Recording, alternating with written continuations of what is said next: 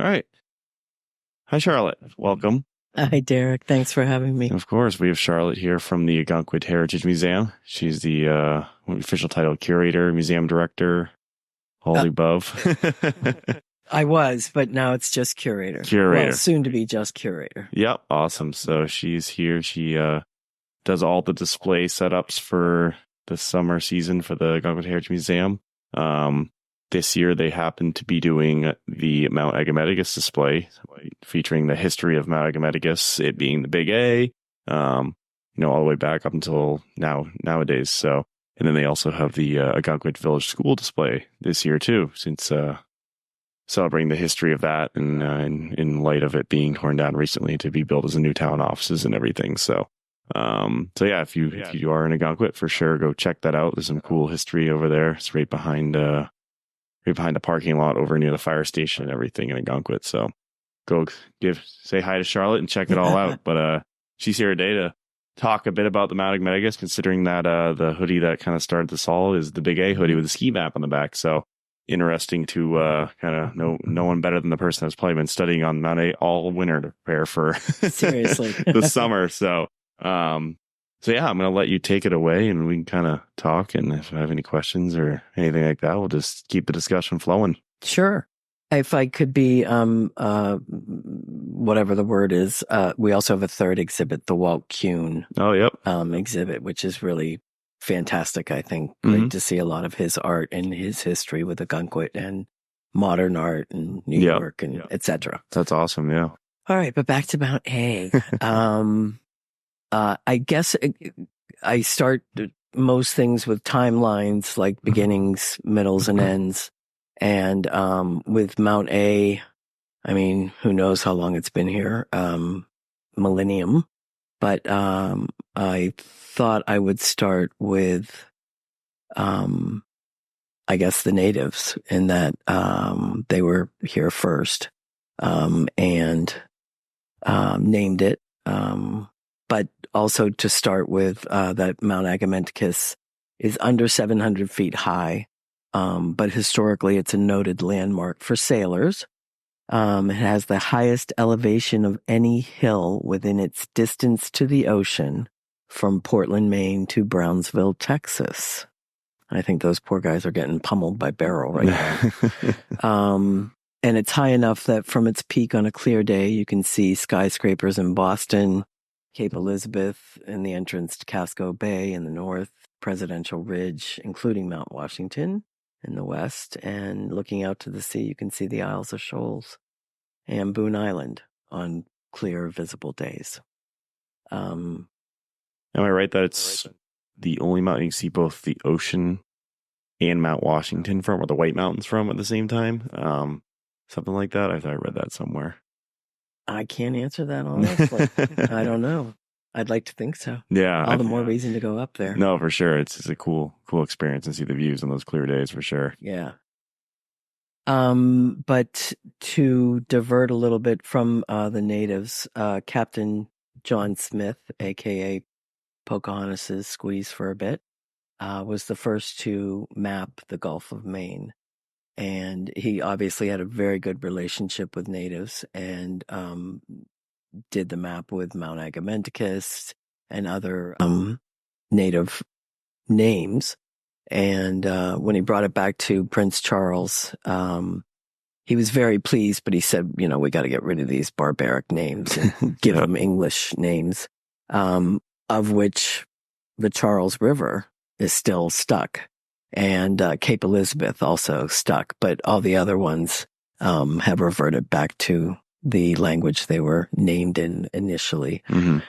And the nice thing that Captain John did was every subsequent map he made for other countries in Europe or brought back to the United States, well, it wasn't then, but brought back to America, he used the native language. So I thought that was kind of stand up. Mm-hmm. But we all know St. Aspenquid, who used to have a cairn. It's kind of ironic that the first cairn that was photographed, it's in, I think his name is Bard. John Bard did a lot of books, Ogunquit, York, Wells, Portland, etc., for those who are familiar with them.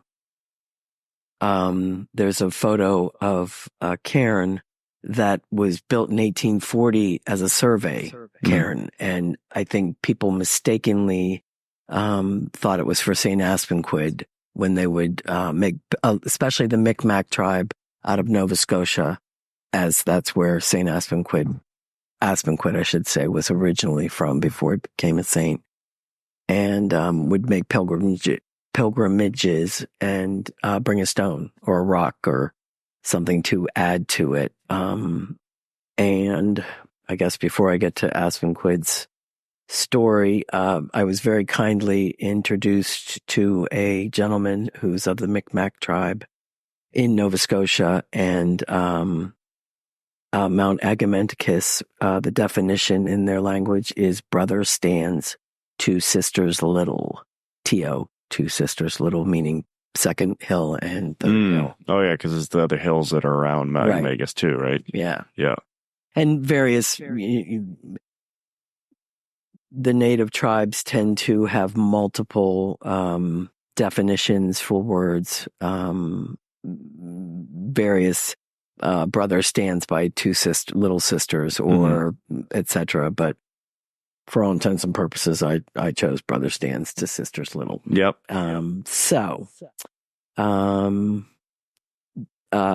I came across in my research, in researching St. Aspenquid in particular, I came across a mother and son, Mary Gage and James Gage, who have written books on stone structures of northeastern United States, and in particular, St. Aspenquid's cairn and Mount Agamenticus. They're the ones that researched that indeed that initial stone cairn on top of the mountain was built by American surveying company. To survey, to get a higher than the peak of the mountain, to look over and be able to do cartography and etc. So it's safe to say that the story of St. Aspen being buried on top of the mountain is a myth of some sorts. Yes. Although, well, and this is what I was going to read. Don Awalt is the gentleman from the Micmac tribe in Nova Scotia. And after James and Mary did all the research, he said, quote, "While I personally suspect this new site has a greater potential to be the burial site of Aspenquid and his companions, in no way does that diminish my belief that the site atop Mount Agamenticus is spiritually and historically significant to Abenaki nations, Malachite and Micmac. There is still a mystery up there waiting to be solved." Yeah. End quote. And I jumped ahead, I guess, because James and Mary found a cairn on the mountain, not on top. It's actually on the western side, with 4 graves. So all the research they did, it does seem to point to this is probably where they not buried them. These are more memorial. They don't believe that if it was dug up, you would find bones. That you could, prove were Aspenquid's and the other 3 gentlemen, whom I will name when I get to that page. But Aspenquid's story is that he was a Penobscot Micmac sachem from the Penobscot Bay Area. And according to Micmac oral history, he was a holy man and a prophet, and he was credited with bringing many Native American women and children from New England to safety in Nova Scotia during King William's War, which was 1688 to 97. And at some point during this time frame, Aspenquid had a vision on Mount Agamenticus, according to the Micmac oral tradition, and as a result of the vision, he converted to Catholicism and devoted himself to humanitarian efforts to protect his people. And he drew many other people to the faith. Priest Louis Pierre Thury arrived in Acadia and traveled with Aspenquid throughout the region. And in 1696, Aspenquid was part of a Native American delegation that traveled to Fort Pemaquid to discuss a prisoner exchange. And during the diplomatic negotiations, a Captain Pasco Chubb, who was commander of the fort, and a number of colonial soldiers attacked the delegation, murdering Aspenquid, Edgermet, and 2 other Native Americans, the son of Edgermet, whose name was Whippin, and a gentleman named Pemanui, under the flag of a truce. So Thury, the priest I mentioned a little bit ago, and others of the Wabanaki Confederacy exacted revenge a few months later at the siege of Pemaquid. And as a result, Aspenquid was made a martyr and became a saint. Mm-hmm. And they say he's buried on Mount Agamenticus, but as I just said, nobody that is yet to be discovered. Sure. Yeah. So he was a part of the one of the tribes, the Abenaki tribe group, and during the War of King Williams, he was known for bringing his people towards Nova Scotia more for safety and everything. Exactly. Yep. Exactly. But it's said that he had his revelation atop Mount Agamenticus. On top of Mount Agamenticus, hence why they chose to pilgrimage to that place. And yep. Supposedly there was a feast, with over 7,000 beasts. Oh, wow. Presented. But most people think that is folklore. Yeah. But, what a grand feast for a grand man. Mm-hmm, exactly. And I know I for one, the surveying cairn that was up there in 1840 was moved. And then when they blacktopped a little bit of the mountain, when I was a kid, I used to put a stone on what was St. Aspenquid's cairn then, mm-hmm. and then they moved it to the left if you're looking east. And there was a lot of, how can you do that? I mean, that's someone's grave, that's sacrilege. And then they just got rid of it altogether last time, which is a shame. But those who know, can still bring a stone up, put it somewhere. No, exactly. And I had the pleasure, Mary and James took me to the cairn and the 4 graves. And the graves have a headstone. I mean, it's not engraved that says, so-and-so's here, and a footstone. And they, police taped around them so you can see them when they photographed it. And we've got the photographs in the exhibit. Yeah. And they're also in their books. But it was really so cool. It was a beautiful April day. Yeah.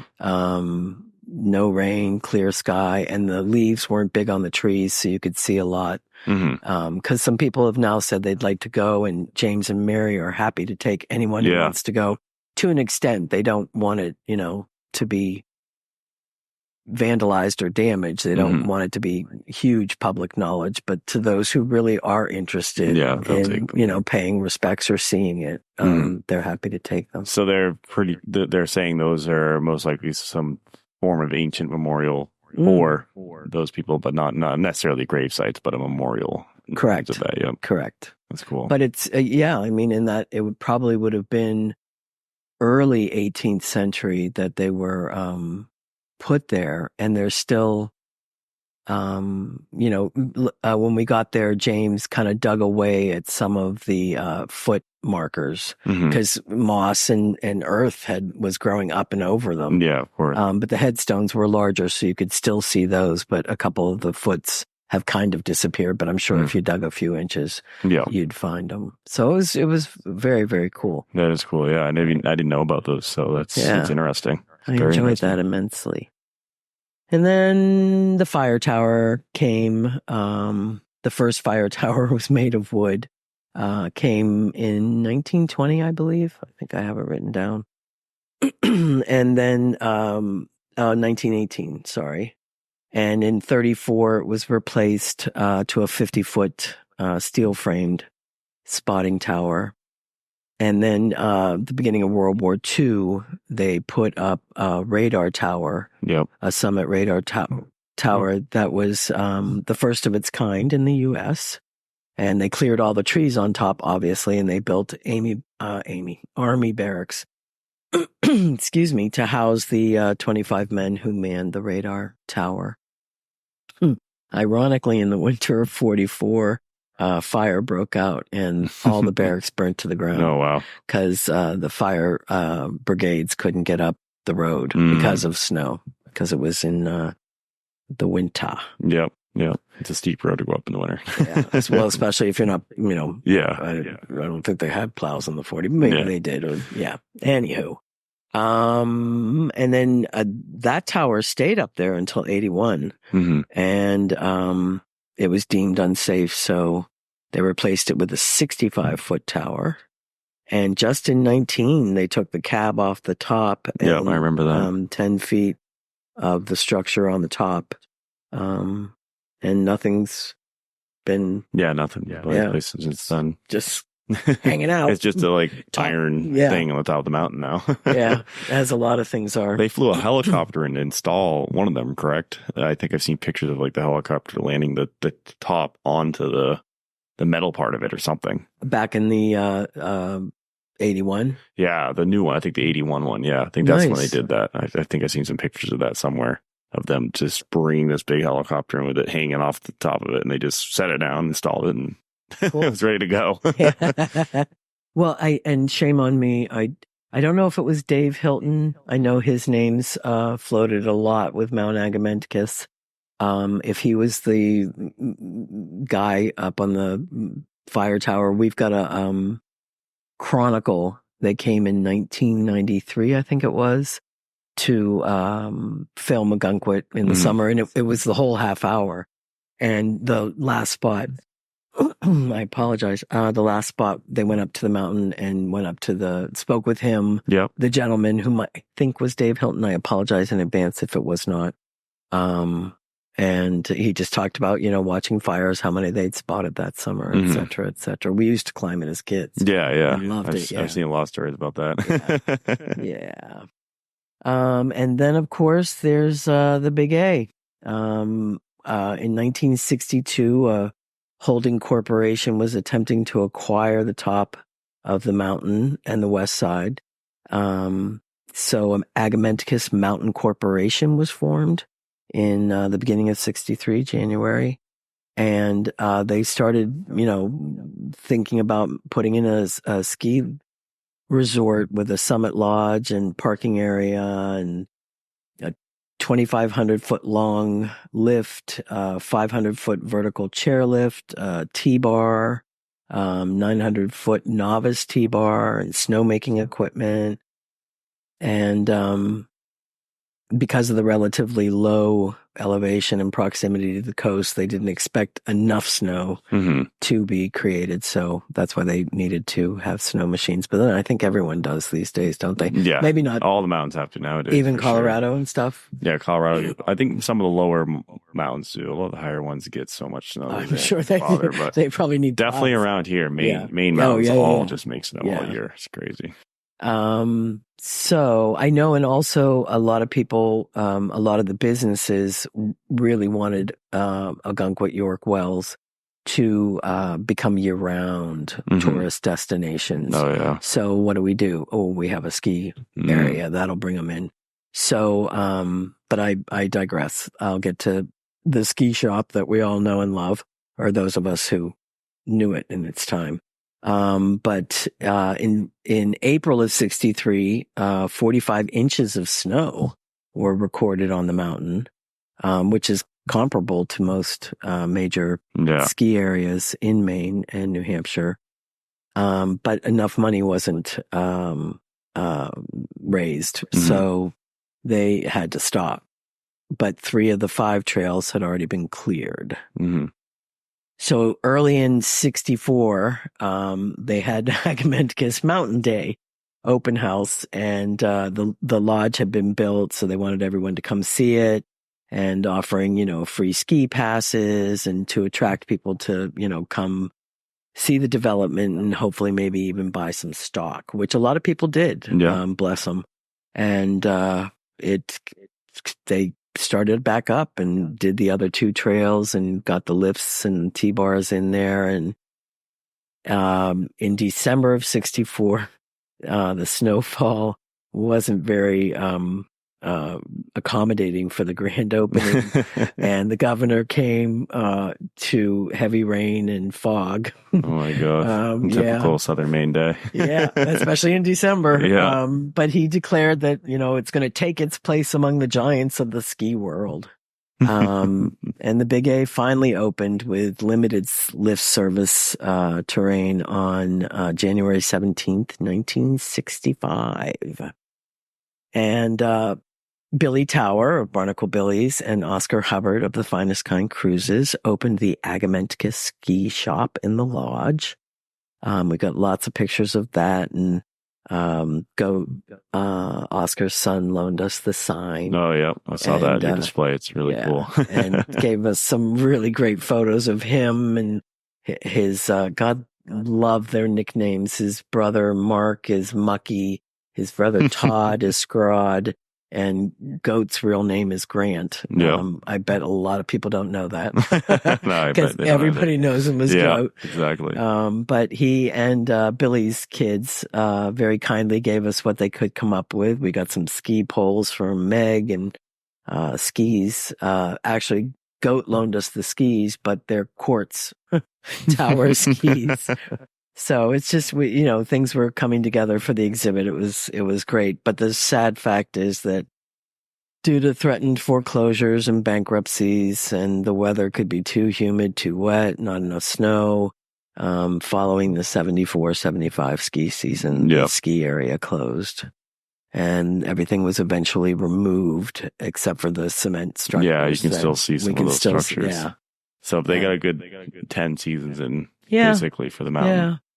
When I spoke with people about it, they all, night skiing so much. I can only imagine that would have been great to have experienced. And I know, in the off season, to keep, revenue generating, they would have Easter church services up there. Yeah. And then bands would play in the lodge or sometimes even out. Yeah, I saw some pictures, I think, at your display of some bands playing out in the field and stuff like that. That actually came, what I think you're talking about was Freedom Fest, which Tina Chase and Jessica, I'm going to get her name wrong. I don't want to. I apologize. Oh, I'll have to look on my phone. Jessica, I don't know Jessica. Oh, here's my phone. But they did the Freedom Fest for a couple years. No money, all bartering. Lots of restaurants donated food and beverages, no alcohol, but kids came and painted. Bands played from noon to 11. Oh wow! It was sweet. It was kind. It was spiritual. It was everything that the top of the mountain should be. Yeah. We got some great photographs. Tina kept, and Dan Blakesley and Max K, I think was his name, ran the soundboard, and I'm sure Dan played. Yeah. But it was a lot of fun. And the only reason it stopped was because, people got married, people moved, people, had babies, etc. As they call it life, I think. Yeah. Something like that. And now it's the conservation region, and it consists of more than 10,000 acres and an additional 30,000 expanse of conservation land in southern Maine. And it's rich and unique coastal forest, and it supports the high diversity of animals and plant species in all of Maine. Yeah, it's a nice place to go, and they've done some great work up there in terms of making it accessible to people and everything. So yeah, after the ski mountain, it got bought into, or there was a developer that was trying to buy it for a little bit, I think I read somewhere. I've read that multiple times. And then the town came together and like the beach, they just, this can't happen. Yeah. We need to save it for us. Yeah. And agreed. It would have been totally different. Yeah. Totally different up there if a developer got in there and bought it. It would have been a great place for houses, but you can see both the ocean and the mountain, but it's great what it is for sure. I'm glad the town came together and got it. And we have this beautiful area to hike in and hang out at and stuff like that for sure. It's awesome. But yeah, they have a lot of land up there now too. They expanded, the water district lets you hike on their land too now and everything like that. So it's a great spot for sure. But I think the history of it is just so cool. Just going from that ski mountain and what was up there, and everything was super cool in terms of that stuff. Agreed. I didn't even know until I started researching this. There is an area called Agamenticus Village. Yeah. I guess back in the day, probably late 19th century, very early 20th, they were basket weavers. And the women never left the mountain. Yeah. The men would literally like have bars across their shoulders with baskets hanging from them and go down the mountain into the villages and even as far as Portsmouth. Yeah, I've read that too. Just like the Agmex is back, when there wasn't buses or anything like that. Like even like York was broken up into so many different little villages just because there would be a village in Agamenticus, be a village in Cape Nettic, there'd be a school in each, a post office in each, like their own little town in each section. Up on Clay Hill Road, like that way is its own village, and then the beach and all that. So yeah, and even Pine Hill had a school too, Pine Hill School, way back in the day. So I read that the mountain, like some people wouldn't even leave the mountain for like ever, basically. Like the men would go down the village, down to Cape Nettic Village, sell baskets, stuff like that, hike back up, get supplies. I think it was a lot more of like poorer people up that way, but I've seen that in the old the location where the old school was, and this I think there's a structure still standing there that I don't think it's a school, but it's like the or maybe it is I think it's the church. It's one on the right side. They're heading towards Old Mountain Road. You're on Clay Hill, but you're at a T. Yeah, that's Mountain Road. Yep. Right there on the left was a church. Yep. If you make a right, like a building down was a school. Yep. Okay. Yeah. The church is now someone's house. They did a great job. Yeah, it's a really great pretty fabulous house. Yeah, it looks nice. And I think I know if you head up towards Old Mountain Road and towards the mountain on the right-hand side, there's the old building that was the school. Yeah. Yep. Yeah, that was a cool area for sure. Yeah. But yeah, it's funny how different the world worked back then with, it wasn't just the town of York and there's one high school, one school, whatever. It's like the Pine Hill School, the Mount Agamenticus School, Cape Nettic School, the Brixham Village School, the York School. There's so many different aspects just because there's no cars. Exactly. And segue into the Ogunquit Village School became, because I didn't realize this, there was a school at the corner of Ledge and Shore Road. And it was busting at the seams. And there was a schoolhouse up Scotch Hill, which is that little knoll up from the Levitt Theater. Oh, yeah. And that was busting at the seams. So we were still a part of Wells. I mean, we became an incorporated village in 1913. So this is even before then. They thought to get something more centrally located and build something larger. And they did that.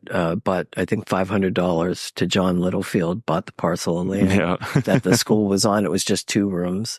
And it did, I think it was 1 through 4 on one side and then 5 through 8 on the other side. And then by 1928, it was busting at the seams. So they raised it, put the 2 rooms in the back of the second floor, kept the same little gable on the front, and put in 2 more classrooms because they shared like 1st and 2nd, 3rd and 4th, 5th and 6th, 7 and 8. And then eventually they dropped 6, 7, and 8 and just did preschool through 5. But eventually they put in a gym and restrooms, and eventually they put in a cafeteria, school offices, just kept kind of adding on. And then suddenly there's not enough kids, and the building's, kind of getting to be in disrepair. So I don't know the details of why they decided to officially close it in 2004. But 2004. Yeah.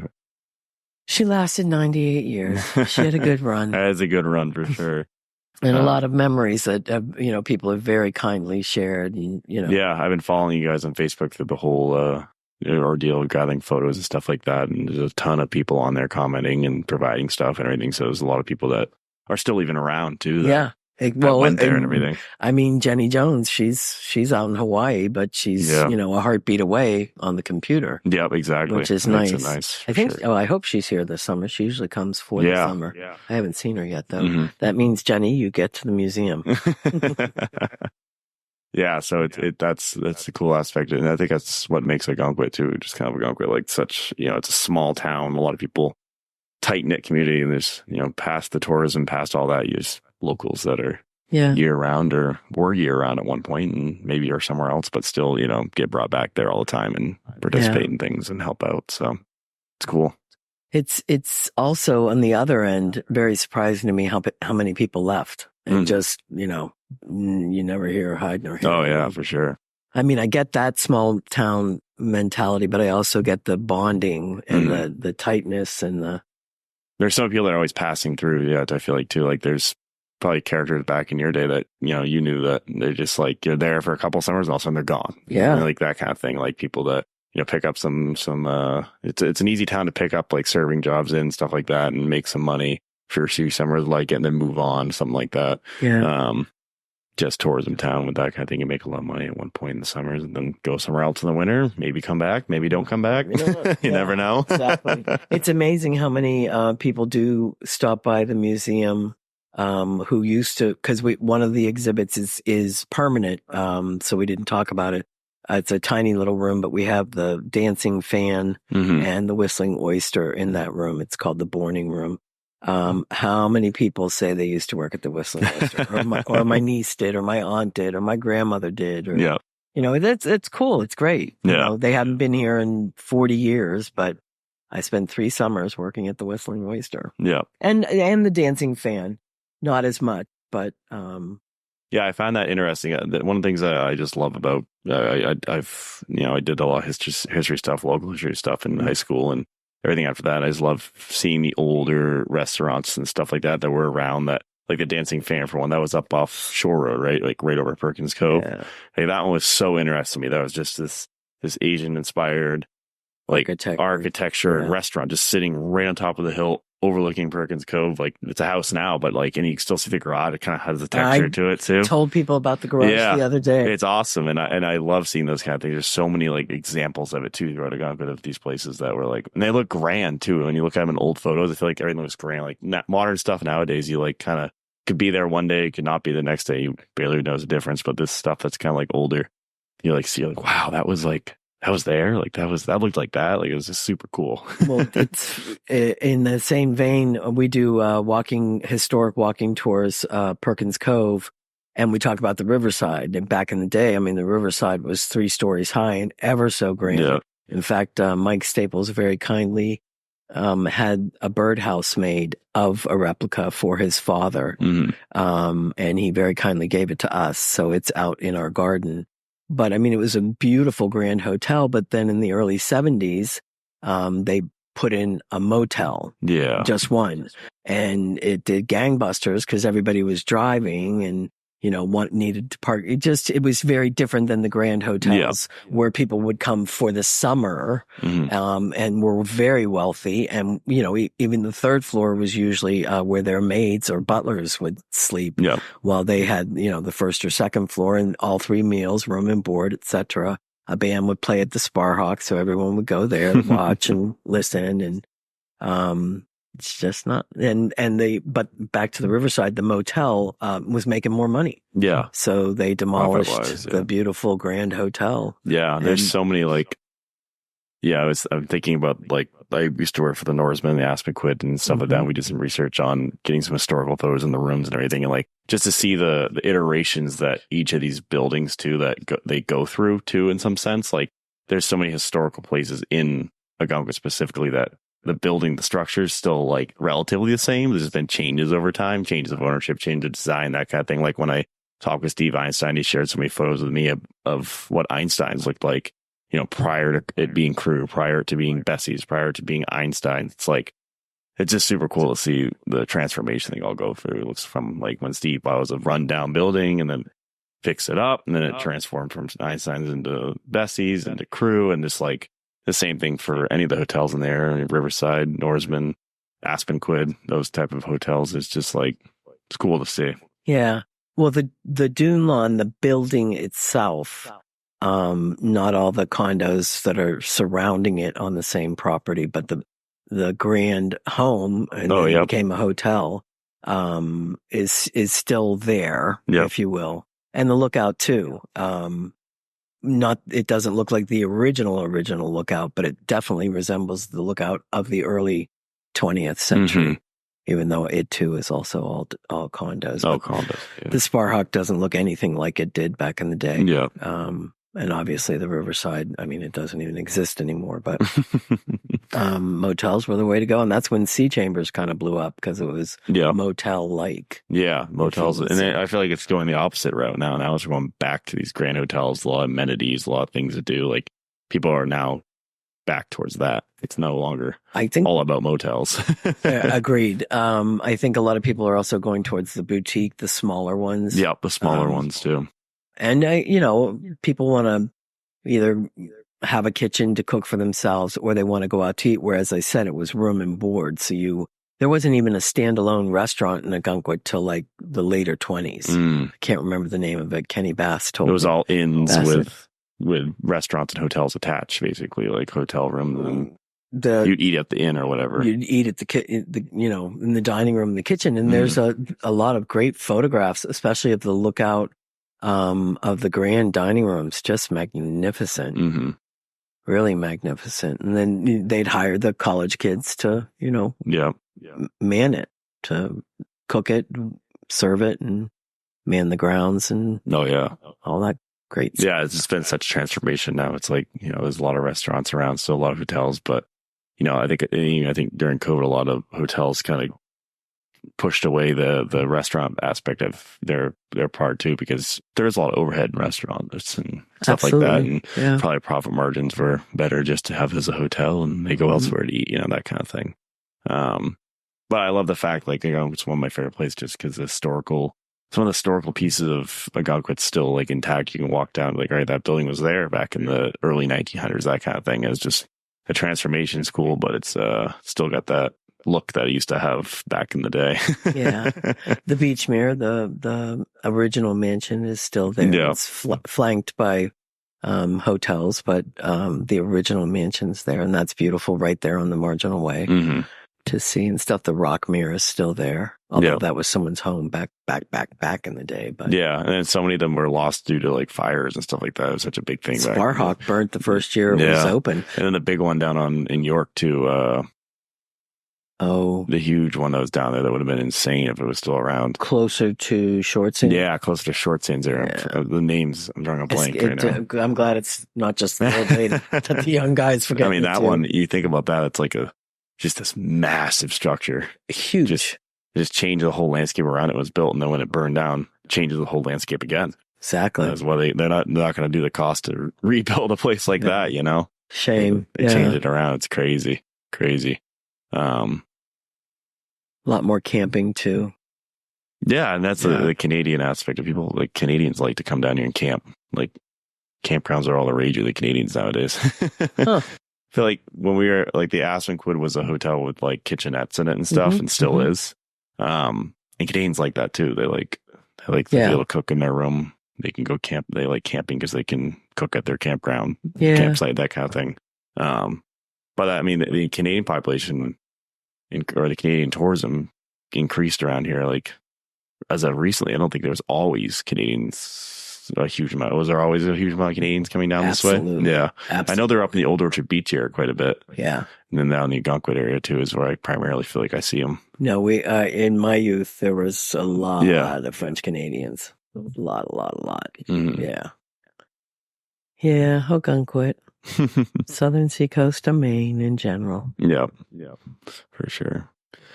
Do you have any more pages over there to keep going through here? OBS stuff, anything like that? I just brought the Mount A stuff. Yeah. But awesome. Yeah. I mean, this whole thing was just a lot that I had read about, and back to their the David N. Hilton Memorial at Agamenticus was dedicated in honor of the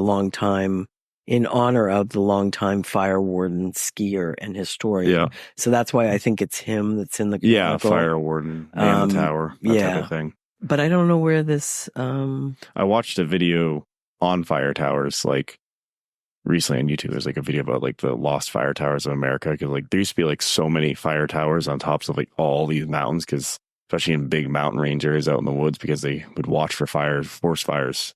And there's like one fire tower left in like the entire country that's got a person in it. I read that too. Yeah, it was super cool. But it's crazy because maybe I didn't care, but I've never heard about so many wildfires in my life. Yeah. So you would think they would want more. Yeah, I think modern technology kind of aged them all out and stuff. But there's one that it's still manned. He's paid to man it. And it's like up in, I think it was in Oregon or something like that, just in the depths of the mountains out there. Like he looks over this whole valley. It's like, it's an incredible view.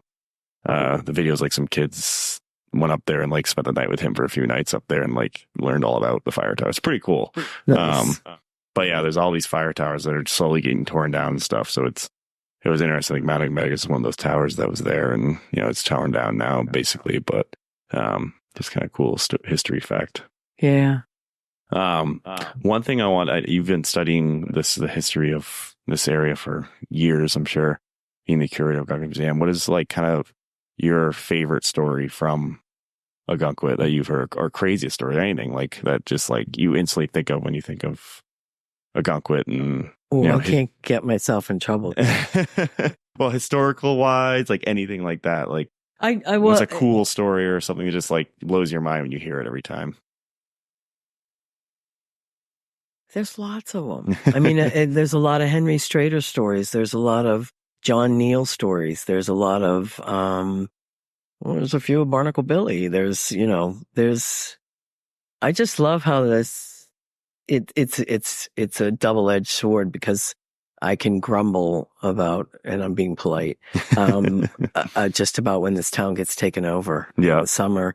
Yet I love the history of how it came to be, what it is.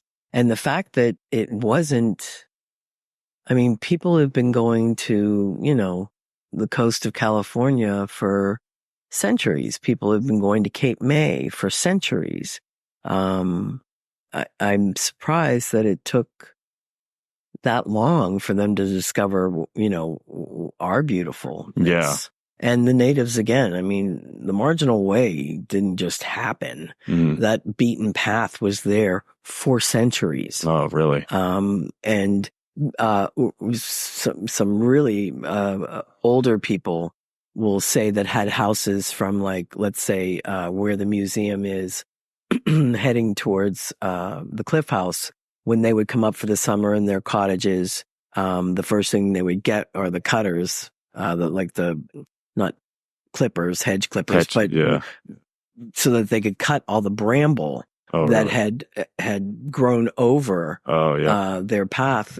And that was the marginal way. I've got a map of the marginal way going to the Cliff House. Oh, wow. All the way to the Cliff House? Yeah. But then in the, let's say 40s till now, people started buying the property. Yeah, buying the land. No longer wanted. But Josiah's, no, I'm saying his name wrong. Josiah's? No. Oh, shame on me. I'm sorry. Chase, who gave the town of Ogunquit, he bought 20 acres, and he was a conservationist. He was settling in York, but he bought the 20 acres between, like, Orweed Cove, through Fraser Pasture up to Israel Head Road, and gave the town that mile strip. The mile strip. That's nice, between the ocean. Where the path was, where the path had been for centuries. Yeah. Because the tribes would come down here and spend the summer here and clam, and even from what I've read, they wouldn't even eat the lobsters. They used their shells for fertilizer. I find that hard to believe. I mean, once you cook one and you eat it, you love it, whether it's a bottom dweller or not. But anyway, and just the fish. I mean, you got to remember back literally late 19th century, early 20th century, when the low tide came, there was just lobsters everywhere. Oh, yeah. Go to town. I'm sure there was. And tuna fishing. I mean, I've got a video of Henry Strader tuna fishing. He doesn't go more than a mile or two offshore. You can see the land. And abundance. All kinds of mako sharks, tunas, stingrays. Where did stingrays go? Yeah. I remember, walking next to one when the tide was coming out. Really? From the footbridge, not the footbridge, the point where the river is, because you could walk to the marginal way, and you still can, but you really could walk to the marginal way at low tide for a good hour or two. And no worries about, your feet would get wet, but that was about it.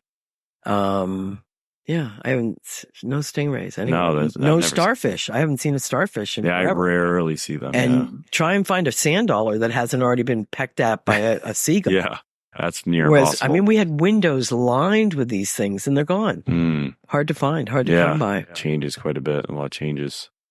Yeah, that's interesting though. The margin ways was there for centuries before it was even a walking path for tourists and stuff like that.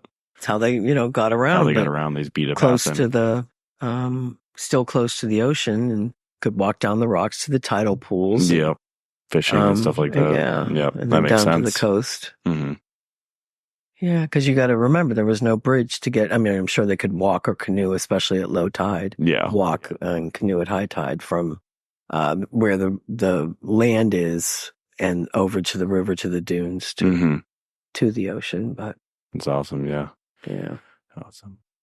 No favorite, no story sticks out. I just thought you're averting that. And I thought, well, I got to choose someone dead so I don't get in trouble. Well, anything cool, or even like a historical, well, I love history thing. That's just like something that I love how, these are two of the stories we tell in the Perkins Cove tour, like how Hamilton Easterfield, was in Brittany and, was staying at, Robert Laurent's parents' inn.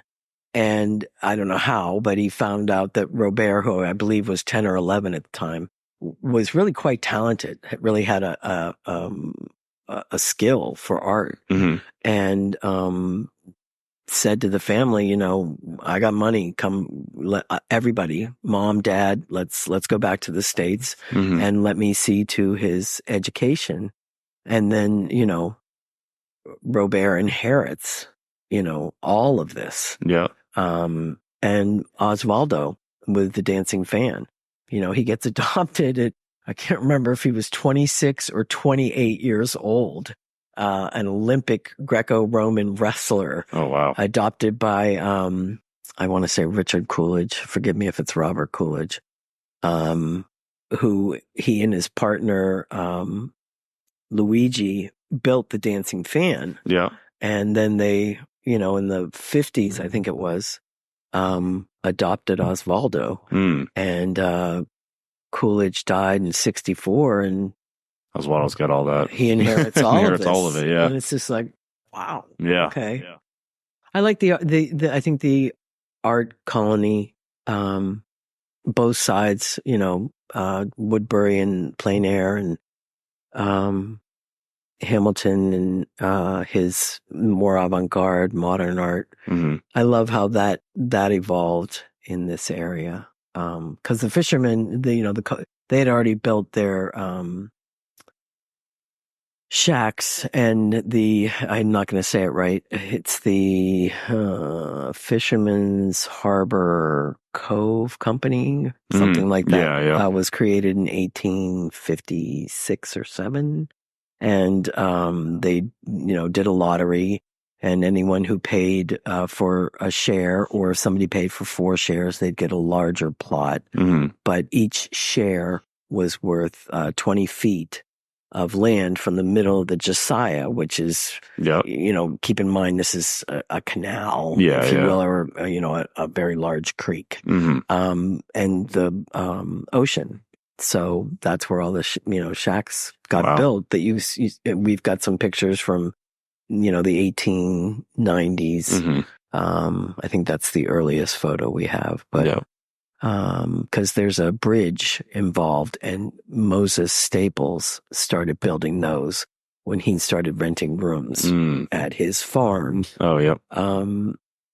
Staples Farm, because he had that marsh. He owned all that marsh. Yep. That ended up getting dug up as Perkins Cove. Became the Cove, and then all that land became more parking and more places for restaurants and Yeah. stores and stuff. And even with each dredging, it's the land. Curious what's going to happen this October. Or this winter when it's dredged again, what they'll do with all that sludge. With all the sludge and stuff. Yeah. Haul it far away. Well, the island house is no longer an island because they connected it. They connected it all. And that was back, at the first dredging in 1940 to 41. I know the video of the dredging plays at my Cove Cafe all the time. Yeah. I just watch that thing like a million times all the way through. No, they very kindly, and your grandmother Brenda got us what they show, because we just had literally the dredging pretty much starting in January of 41, and now it starts in September. Henry's in it, and a lot of the fishermen. It was very gracious and kind of them. But I think it's important for people to give the museum stuff. Yeah, in that we'll keep it, we'll guard it, we'll be the guardians, curators so that of it. Hopefully generations from now they'll be like, what? This was a fishing town? I think that's important for sure. I think it's important to have people that keep caring about the preservation of the history of all these towns along the seacoast for sure. As they grow and as they get bigger, it's always cool and important to look back on the history of what it once was and how we got here. Yeah. And maybe learn from our mistakes along the way. Wouldn't that be nice? I mean, there used to be 2 art schools in the cove. Yeah. And then there were galleries every other building and galleries up Shore Road. Yeah. It's just few and far between now. It's, yeah. Thank God for the Barn Gallery. Yeah, they do a good job over there, Barn Gallery. And Van Ward, Chris Caraviello has, he's got a second space now. I don't know if you know that, down on Shore Road. Right there at the bend. Oh, at the bend, yeah. Before you're going into the cove. There's that cool house there on the left. The live it. Shingle, I think, Yeah, that's a cool Shore Road Gallery, I think is what he's. So good on him. Just keep it going. Yeah, there's definitely, there's people still doing that type of stuff, still, preserving that fact. I think the galleries portion of it, the arts portion of Ogunquit, like Steve and my grandma, part of the Performing Arts Center. Yes. And then I even think like, Max or the Levitt, bless him. They keep a lot of that stuff going over there, the old movie nights and the Levitt Fest nights with all the local people that come out and perform and stuff. I think it's a really important thing and really good. So agreed. Yeah. So yeah, I want to thank you for coming out for sure. This is awesome. This is, one of my, the thing that started this whole thing, kind of the Big A sweatshirt, and having you to come in, studying it all winter and doing the display on it at Ogunquit. It's awesome. So come see Charlotte. What days you guys open down there right now all summer? Tuesday through Saturday, 1 to 5 through October 31st, Halloween. And Cove tours are every Monday, 10 to 1. You got to make a reservation. Nice. So please call or email and we'll get back to you and get you all set up. And it's, as our logo is, it's a past worth remembering, and I really think it is. Yeah, for sure. I'm kind of in love with it. So of course I'd be prejudiced, but no, I agree. And so come out, see Charlotte, Ogunquit Heritage Museum, check out the Big A display, check out the Walt Kuhn display, check out the Ogunquit Village School display. Take a Perkins Cove walking tour too. Some cool stuff, some cool histories. So so thank you for coming on. I appreciate it. Pleasure. I'll drop all links below for Ogunquit Heritage Museum and all that stuff so people know where to go. So yeah, thank you. Well, also definitely get yourself a Monet with the ski trails on the back hoodie. Yeah, I happen to be sporting the long sleeve T-shirt right now. Yeah, long sleeve tee, short sleeve tee, and hoodies. It's kind of fabulous. Yeah, so get yourself one. Show the world you're a townie. Thank you. All right, thank you. See you guys. Thank you.